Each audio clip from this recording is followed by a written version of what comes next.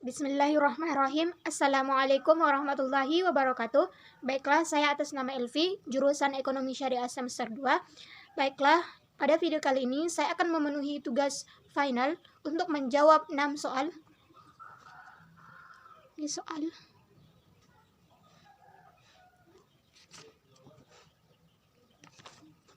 Baiklah, yang pertama yaitu apa pengetahuan baru yang Anda dapatkan setelah belajar mata kuliah Ulumul Hadis? Baiklah, saya akan menjawab pertanyaan nomor 1.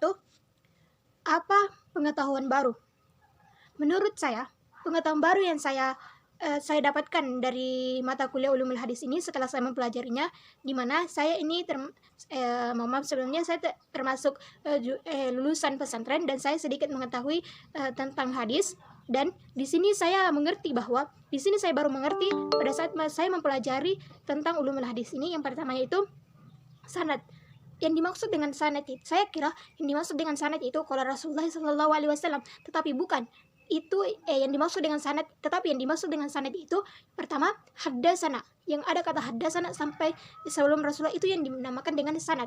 Dan ini merupakan pengetahuan baru yang saya dapatkan setelah mempelajari ulumul hadis ini. Pengetahuan baru yang saya dapatkan ketika saya pada saat saya mempelajari ulumul hadis ini yaitu saya mengetahui sejarah kodifikasi hadis, di mana pada awalnya itu pada awal pengumpulannya itu Abu Bakar As-Siddiq, dan setelah itu dibukukan oleh atau disahkan oleh Utsman bin Affan. Saya baru mengetahui bahwa sejarahnya begini setelah saya mempelajari ulumul hadis ini. Dan dengan saya mempelajari ulumul hadis ini, saya juga banyak mendapatkan pengetahuan baru seperti menghafal hadis dhaif, bagaimana cirinya hadis dhaif, dan hadis maudhu, hadis palsu. Yaitu dalam pergaulan sehari-hari kita kadang masih bingung dalam memahami antara hadis dan sunnah. Setelah belajar ulumul hadis, apa yang saudari bisa jelaskan mengenai hadis dan sunnah ini? Berikan contohnya. Baiklah, saya akan menjawab pertanyaan nomor 2. Baiklah, menurut saya hadis adalah segala sesuatu yang disandarkan kepada Nabi Muhammad SAW, baik perbuatan, perkataan, maupun takrirnya. Dan sedangkan sunnah adalah segala sesuatu yang bersumber dari Nabi Muhammad SAW, baik perkataan, perbuatan maupun takrirnya, baik sebelum dan sesudah Rasulullah SAW diangkat menjadi Rasul. Baiklah, contohnya yaitu contoh hadis itu seperti khairukum man ta'allamal Qur'an wa 'allamhu. Sebaik-baik dari kalian adalah orang yang membaca Al-Quran dan mengamalkannya. Ini merupakan hadis. Sedangkan sunnah seperti makan 3 jari. Itu merupakan sunnah Rasulullah SAW. Baiklah, soal nomor 3 yaitu dalam setiap hadis pasti ada matan, sanad, rawi. Hafalkan sebuah hadis, lalu jelaskan matan, sanad, dan rawi. Baiklah, saya akan menjawab pertanyaan nomor 3 yaitu baiklah, saya akan menghafalkan sebuah hadis yang dimana di dalam hadis tersebut terdapat matan, sanad, dan rawi. Bismillahirrahmanirrahim. Haddasana Abdullah ibnu Yusuf qala akhbarana Malik an ibnu Shihab an Muhammad ibnu Khabir ibni Mut'imin an abihi qala sami'tu Rasulullah sallallahu alaihi wasallam qara'a fi maghrib bitur rawahul Bukhari sadaqallahul azim, yang artinya telah diceritakan kepada kami Yusuf bin Abdullah bin Yusuf berkata, telah dikabarkan kepada kami Malik dari Ibnu Shihab dari Muhammad bin Jabir dari Ibnu ibnu Mut'aimin dari ayahnya berkata, saya pernah mendengar Rasulullah Shallallahu Alaihi Wasallam dalam sholat maghribnya membaca surah At-Tur. Rawahul Bukhari, hadis riwayat Bukhari. Baiklah, yang dimaksud dengan sanadnya di sini itu haddasana sebelum haddasana seperti haddasana, mulai dari haddasana sampai ke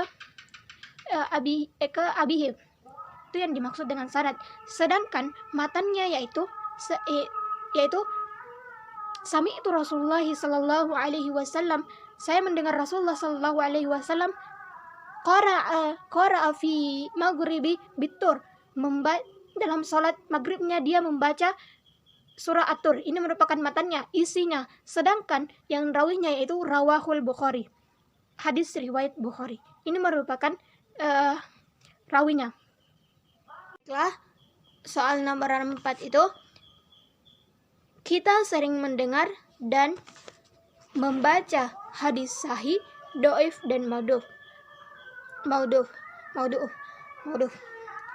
Apa yang saudari ketahui dari ketiga hadis tersebut?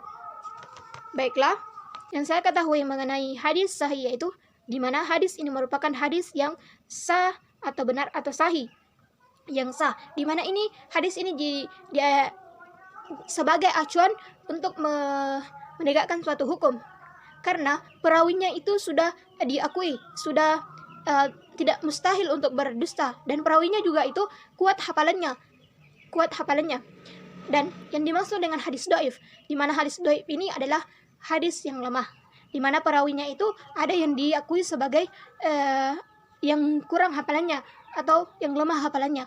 Ini juga tidak dijadikan sebagai landasan hukum untuk menentukan suatu hukum, tetapi ini juga dapat diamalkan. Dalam hal ibadah. Karena hadis maudhuf adalah hadis yang bukan bersumber dari Nabi, dan ini tidak bisa dijadikan sebagai landasan hukum untuk membuat suatu hukum, karena ini dibuat-buat oleh seseorang. Saya akan menjawab pertanyaan nomor 5. Kenapa hadis maudhu atau hadis palsu tidak diamalkan dengan keadaan apapun? Karena Ibnu Hajar al-Asqalani pernah berpendapat bahwa hadis maudhu ini bukan berasal dari Nabi, baik perkataan, perbuatan maupun ketetapan. Jadi hadis maudhu ini dari orang lain, bukan dari Rasulullah Sallallahu Alaihi Wasallam. Jadi tidak dapat dilakukan dalam keadaan apapun, karena ini palsu dari orang lain.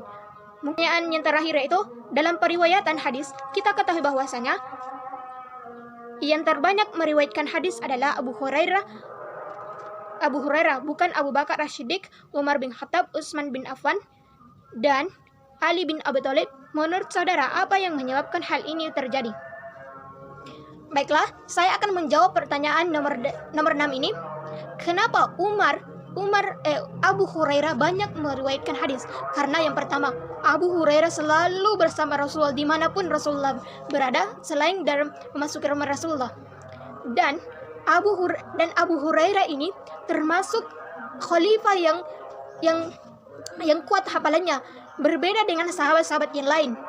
Dan yang ketiga yaitu, kenapa Abu Hurairah itu banyak meriwayatkan hadis? Karena dia kesehariannya itu mengajarkan hadis-hadis, sehingga dia banyak meriwayatkan hadis berasal yang tentunya berasal dari Rasulullah Sallallahu Alaihi Wasallam.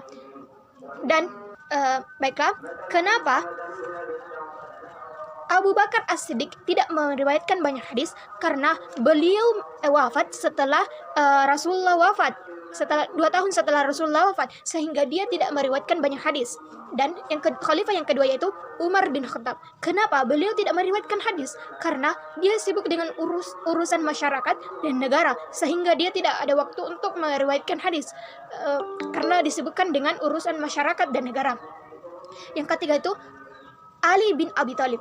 Kenapa beliau tidak meriwayatkan hadis? Karena beliau sibuk mengurus amanah yang diberikan oleh Rasulullah Shallallahu Alaihi Wasallam sehingga beliau tidak meriwayatkan banyak hadis. Yang keempat yaitu Utsman bin Affan.